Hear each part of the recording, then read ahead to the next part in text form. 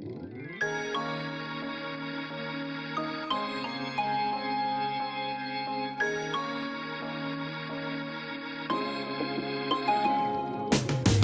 j'espère que vous allez bien. Alors aujourd'hui pour cette nouvelle vidéo, je vous retrouve en compagnie de Robusto. Donc Robusto qui est un personnage du jeu vidéo Animal Crossing. Donc du coup, pour ceux qui ne connaîtraient pas en fait, ou qui n'auraient juste tout simplement jamais joué à Animal Crossing, le petit Robusto en fait c'est le barista. Je crois qu'il apparaît il est déjà en fait dans Wild World. J'allais dire qu'il apparaissait dans New Leaf, mais pas du tout. Donc pourquoi je vous retrouve avec ce cher petit pigeon? Et bien tout simplement parce que aujourd'hui j'avais envie de faire une vidéo sur le thème d'Animal Crossing. J'aime énormément, je crois que c'est un de mes jeux préférés en fait qui puisse exister. J'ai tous les jeux d'Animal Crossing en fait, tous, sans exception. Et donc il y a quelques temps de ça maintenant déjà, parce que mine de rien le temps passe vite et les semaines défilent, on nous a annoncé enfin la sortie du prochain Animal Crossing, du vrai Animal Crossing, qui est donc le New Horizons, et j'ai trop hâte en fait qu'il sorte. Ça y est, c'est annoncé la date depuis un petit moment, c'est le 20 mars prochain. En attendant, ce que je fais, c'est que je continue à poncer les anciens opus, ça me permet de patienter.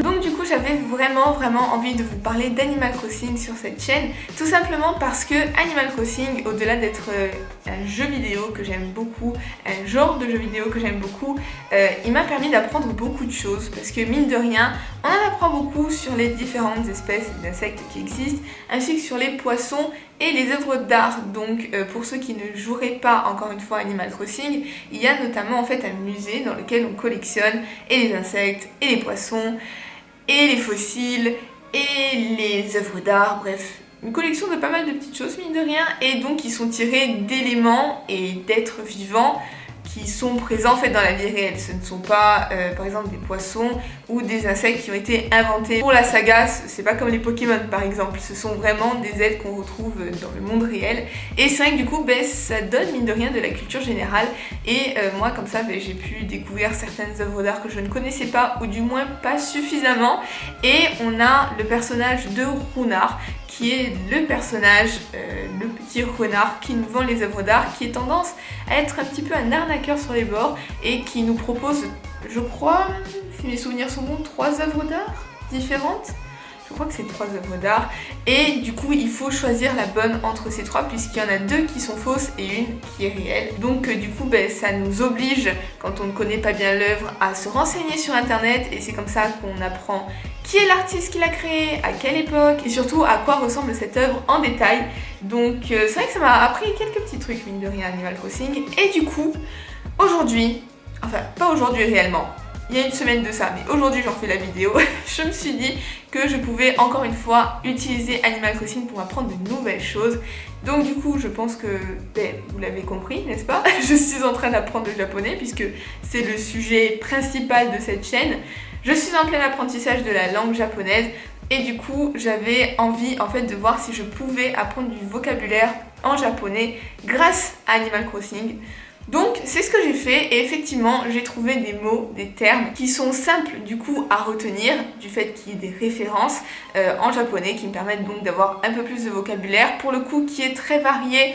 D'habitude j'aime bien apprendre du vocabulaire sur certains thèmes, mais en me renseignant sur les noms japonais de ces différents petits personnages, et bien du coup ça m'a permis d'avoir quelques mots de vocabulaire supplémentaires, assez variés en fait, et qui je pense peuvent être relativement utiles au quotidien. Genre c'est pas non plus des mots totalement random qu'on n'utilise jamais. Donc du coup je voulais vraiment les partager avec vous, parce que je me dis que ça pourrait être quand même cool, et ça permet aussi de voir que toutes les sources en fait sont bonnes et sont utiles pour pouvoir apprendre une langue, donc quelle que soit la langue. C'est vrai qu'en étant curieux et en fait en se renseignant sur plein de sujets, eh bien il y a mille et une manières en fait d'appréhender une langue, d'apprendre du vocabulaire, etc. Et justement en fait les jeux vidéo par exemple, ça en fait partie. Donc j'ai dressé aujourd'hui une petite liste de personnages en fait qui ont donc un nom en français bien entendu, mais qui a un nom différent en japonais, qui peut se traduire d'une certaine manière, et pour lesquels il y a une logique par rapport au personnage. Donc Normalement c'est assez logique, hein. Forcément les noms ne sont pas donnés totalement au hasard, mais au moins ça nous permet d'apprendre du vocabulaire ensemble. Donc du coup voilà, j'ai dressé ma petite liste et puis on va voir ça au fur et à mesure ensemble. Je vais quand même décrire un petit peu les personnages.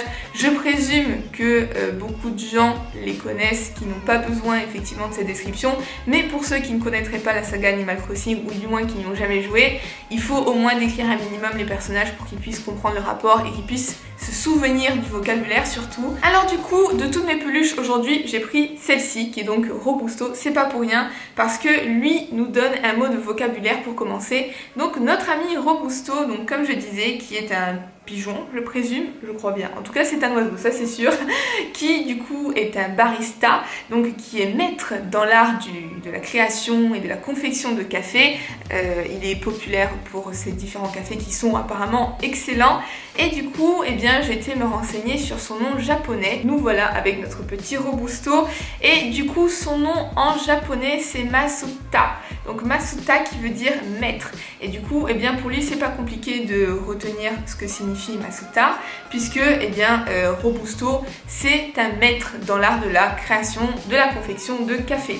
Donc voilà, c'est pas bien compliqué. On sait qu'il est maître dans cet art-là. Masuta, maître. Voilà, donc ça fait un premier mot de vocabulaire.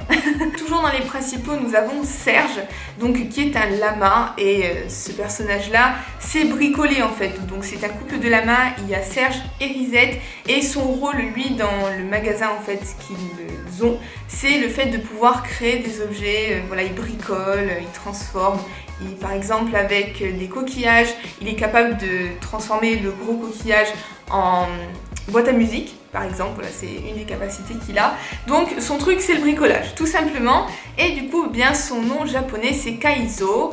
Et Kaizo, en japonais, ça signifie transformation et réorganisation. Donc encore une fois, voilà, c'est pas compliqué à associer. Comme je vous disais, et c'est pour ça que j'ai pris cet exemple, c'est pas pour rien. On lui donne un coquillage, il le transforme en boîte à musique. Donc Kaizo, sa spécialité, c'est la transformation. Encore une fois, c'est pas bien complexe et ça permet de retenir un mot de vocabulaire japonais supplémentaire. Après quoi, autre personnage très populaire cette fois-ci de la saga, qui est Resetti. Donc celui-ci, même si on joue pas Animal Crossing, il est plutôt connu parce qu'il est souvent utilisé, que ce soit dans des mèmes. Même il y avait une collection Uniqlo, je ne sais pas comment vous le prononcez, avec effectivement un t-shirt avec Resetti, donc que j'ai moi-même. Donc voilà, c'est un personnage qui est quand même récurrent, il est beaucoup utilisé sur le net. Donc même si on joue pas Animal Crossing, c'est possible de l'avoir déjà vu, d'avoir vu sa bouille quelque part. Et du coup, Resetti, eh bien lui, c'est pas bien compliqué non plus. Son nom en japonais, c'est Risetto-san. Donc Risetto, ça signifie remise à zéro, réinitialisation. Alors pourquoi en fait Resetti s'appelle Resetti, même en français, Resetti c'est de reset en anglais? Et bien tout simplement parce que c'est un petit peu le spécialiste des petits coquins en fait qui s'amusent à ne pas sauvegarder leur partie en jeu. Donc Animal Crossing, c'est censé être un genre de... Pour vraiment résumer de chez résumé, un genre de simulateur de seconde vie, on va dire. Et du coup, ce qui est expliqué dans le jeu par Resetti justement, c'est que lorsqu'on ne sauvegarde pas notre avancée, c'est comme si on essayait d'effacer une partie de notre propre vie. Et bien, le temps qui avance, on ne peut pas l'effacer, et c'est justement le but d'Animal Crossing. Si on ne sauvegarde pas notre partie, c'est comme si on avait effacé une partie de notre journée, et c'est pas du tout RP. Donc du coup, il vient nous saouler, il vient parler pendant bien un quart d'heure, histoire d'être vraiment sûr qu'on ne recommence pas. En fait, il nous fait une morale pas possible, et du coup, sa spécialité, c'est de faire attention qu'il n'y ait pas de reset en fait du jeu, et qu'on ne recommence pas en fait une nouvelle partie sans sauvegarder au préalable. Voilà, il nous engueule bien comme il faut, et du coup, son nom français et japonais sont vraiment sensiblement identiques, et tout simplement, Resetto, ça veut dire remise à zéro, réinitialisation. Ensuite, autre personnage aussi très populaire de la saga, on a Tortimer. Donc Tortimer, comme l'indique son nom, c'est une tortue qui est amère. Donc en français aussi, c'est plutôt... voilà, ça fonctionne plutôt bien. En japonais, certains noms en fait sont tirés de vocabulaire directement. En français, j'ai l'impression que c'est un petit peu plus subtil. Donc par exemple, ça va pas être Reset mais Resetti, pas tortue mère mais tortimère, et pas écrit comme le maire M-A-I-R-E mais mère M-E-R, voilà. Quoique, d'ailleurs ça me fait penser, en fait c'est aussi la mer, parce que mine de rien, Tortimer adore l'eau. Il y a peut-être quelque chose comme ça doit être un jeu de mots entre la mer et le maire, il y a moyen. Mais du coup, ce qui est sûr, c'est que notre chère Tortimer en japonais a un nom bien différent. Du coup, son nom se compose de 2 mots différents, donc c'est Kotobuki Soncho. Alors, Kotobuki, dans un premier temps, ça veut dire félicitations. Donc c'est un vœu qu'on prononce, voilà, félicitations, longue vie, compliment. C'est tout simplement un vœu. Je pense que c'est simplement ça, il n'y a pas d'autre explication. Et comment on peut expliquer ça? On peut retenir, je pense, en se disant par exemple qu'on félicite le maire pour sa position. Mais aussi dans Wild World, ce qu'on sait, c'est que Tortimer adore les événements, adore préparer les événements au cours de l'année, il adore les feux d'artifice, les différentes festivités. Donc Kotobuki, ça pourrait être pour féliciter, en fait, les félicitations, les compliments sur un petit peu l'organisation de la ville, sa manière de maintenir le village, d'organiser les événements, de le rendre festif en fait ce village durant les différentes périodes de l'année. Kotobuki, félicitations à notre maire Tortimer. Et du coup, second mot, Soncho. Alors Soncho, pour le coup, c'est pas bien compliqué puisque ça veut dire le maire d'un village. Tortimer est le maire du village d'Animal Crossing. Ça pour le coup je pense que c'est vraiment simple. Après quoi, encore un autre personnage qui fait partie des principaux, nous avons Blanca. Donc Blanca qui est un petit chat sans visage et on va en fait sur Animal Crossing, sur DS, avoir la possibilité de lui dessiner un visage. Donc du coup c'est un chat un peu bizarre, un petit peu mystérieux puisqu'on ne connaît pas vraiment son histoire. Ce qui est sûr c'est qu'elle apparaît à nous sans visage et qu'on va être dans l'obligation de lui en refaire un sans même connaître son histoire ni qui elle est. Donc finalement on ne sait même pas quelle était la couleur de ses yeux, si elle avait des vibrisses par exemple, puisque c'est un chat, on ne sait rien d'elle, on a juste à redessiner un visage par-dessus en fait l'espèce de masque blanc qu'elle a et c'est tout ce qu'on sait. Donc c'est très mystérieux, c'est très bizarre et justement, eh bien c'est de là qu'est tiré son nom. Donc en japonais, Blanca c'est Ayashi Neko. Donc voilà, du coup en français d'ailleurs, vous voyez à chaque fois il y a un petit peu cette manière de faire Blanca, Blanco, en fait le visage blanc. Voilà, c'était pas bien compliqué pour ceux qui à l'inverse voudraient apprendre le français, du coup ça fonctionne aussi dans ce sens-là.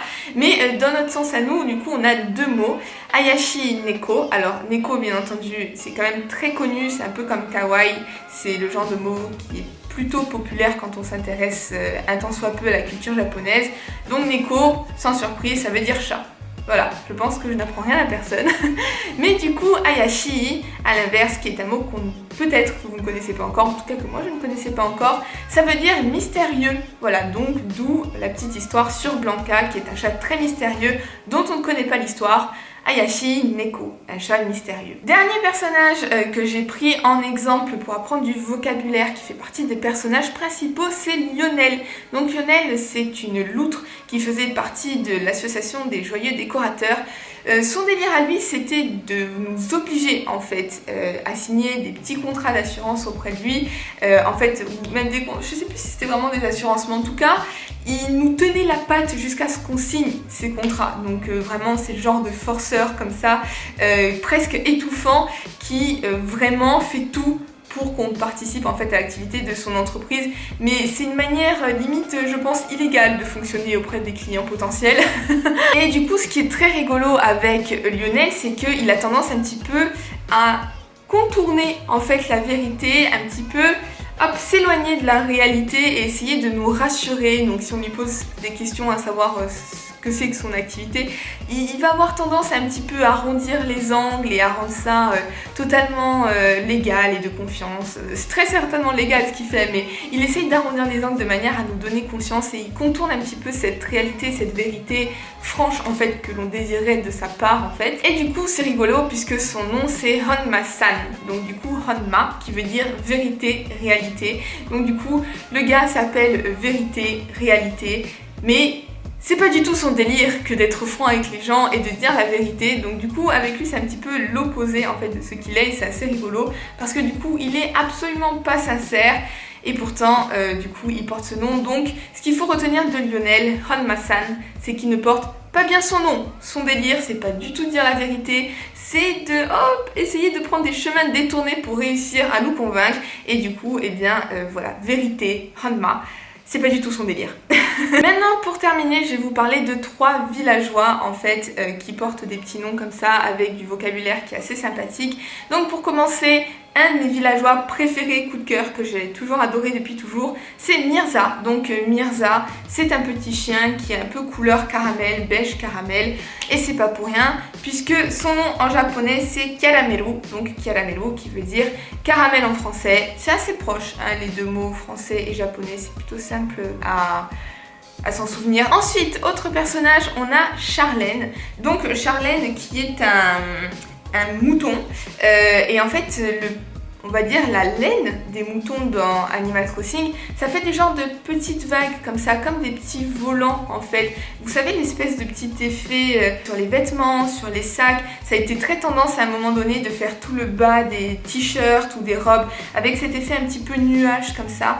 Et bien Charlène, son nom en japonais c'est Furiru. Donc Furiru, ça veut dire volant en fait en japonais, donc le volant d'une robe. Et du coup, plus ou moins, on peut s'en souvenir encore une fois. Ça va pas être un mot très utile au quotidien à proprement parler, mais je pense que quand on cherche des vêtements ou qu'on veut les décrire quand on est au Japon, ça peut quand même aider. Charlène, elle a cet effet un petit peu vague comme ça dans sa laine. Donc on pourrait associer ça à un genre de volant de robe. Des fois, il faut chercher un petit peu plus loin, mais une fois qu'on a associé l'idée, voilà, vous avez l'image de Charlène. Au lieu de voir simplement de la laine ou un effet nuage, vous voyez comme si c'était des petits volants de robe. Mais c'est pas compliqué. Et enfin, déjà, dernier personnage qui est Faustine. Donc Faustine qui est un... bonne question. J'allais dire un flamant rose, mais pas du tout. Une grue, un genre de grue, je pense. C'est pas l'essentiel, sincèrement, de savoir ce qu'elle est. Peut-être un pan, un genre de pan... Je ne sais pas, c'est un oiseau. Mais ce qui est sûr, c'est qu'elle est de couleur très rouge en fait, très chaude. Et surtout, son vêtement de prédilection, c'est le haut noir avec un imprimé flamèche, flamme, sur tout le bas. Donc ça, c'est un vêtement qu'on retrouve même sur Pocket Camp quand Faustine arrive et que c'est un nouveau campeur, qu'elle arrive soit dans les différentes zones à visiter, soit dans notre camping, hein, tout simplement si on y invite.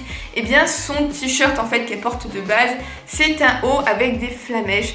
Et ce n'est pas pour rien puisque son nom japonais c'est Hinoko. Donc Hinoko qui signifie flamèche en japonais. Le seul moyen en fait de se souvenir de son nom, et bien c'est justement les vêtements qu'elle porte.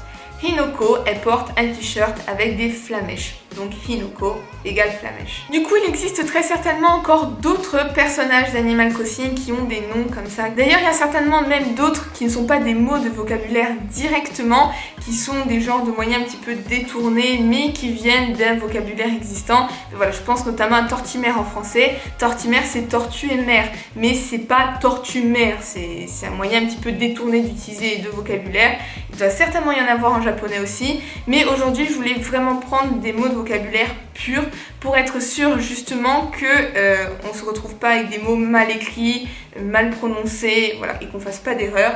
Donc je me suis vraiment simplement attardée sur les noms qui étaient directement tirés de vocabulaire japonais qu'on peut directement réutiliser dans la vie de tous les jours en fait. Du coup voilà, j'en ai déjà terminé avec cette vidéo, donc mine de rien aujourd'hui on aura appris quelques mots de vocabulaire.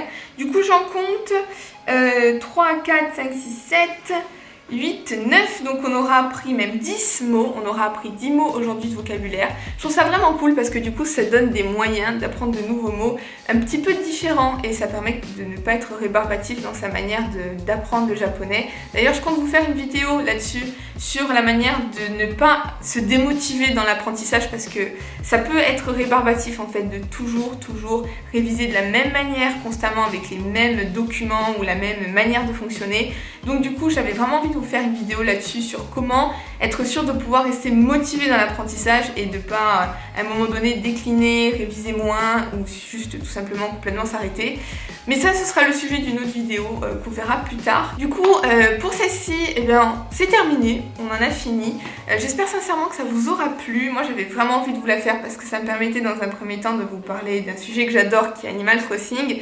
Et en plus de ça, ça me permettait de vous montrer qu'il y a vraiment mille et un moyens de s'intéresser à une langue. Du coup voilà, je vais vous laisser ici. J'espère sincèrement que cette vidéo vous aura plu. Et du coup, eh bien, je vais vous retrouver très prochainement pour une prochaine vidéo. Et donc à plus, à la prochaine. Ciao ciao.